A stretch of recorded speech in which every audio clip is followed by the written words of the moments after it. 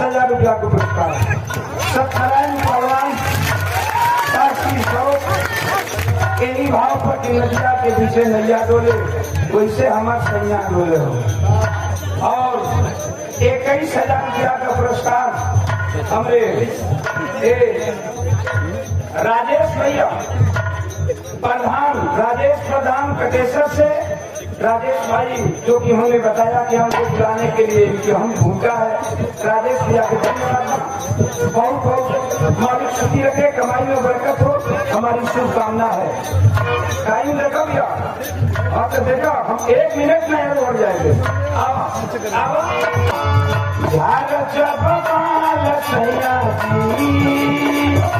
लागस कमाल सैया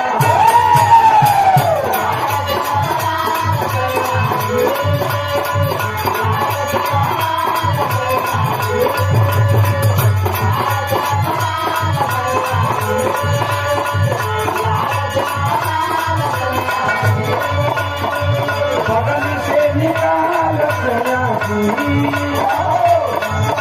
रुमाल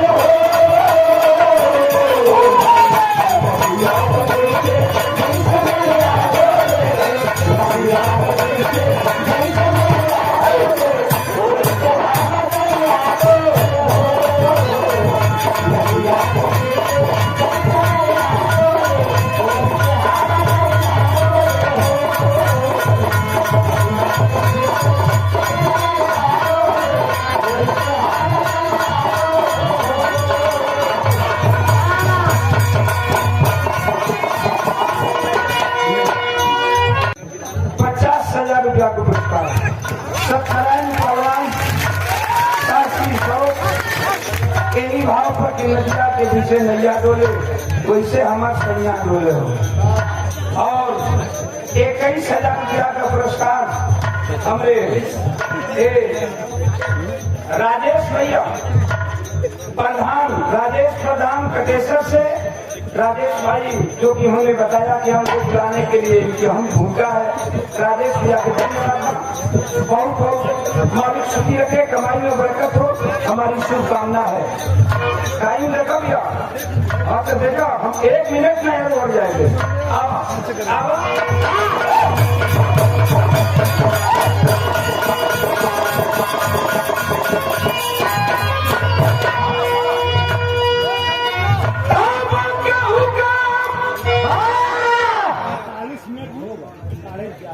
अल्लाह नहीं, अरे भैया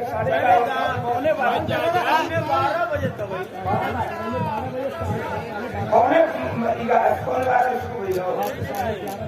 अच्छा ठीक है। अब ना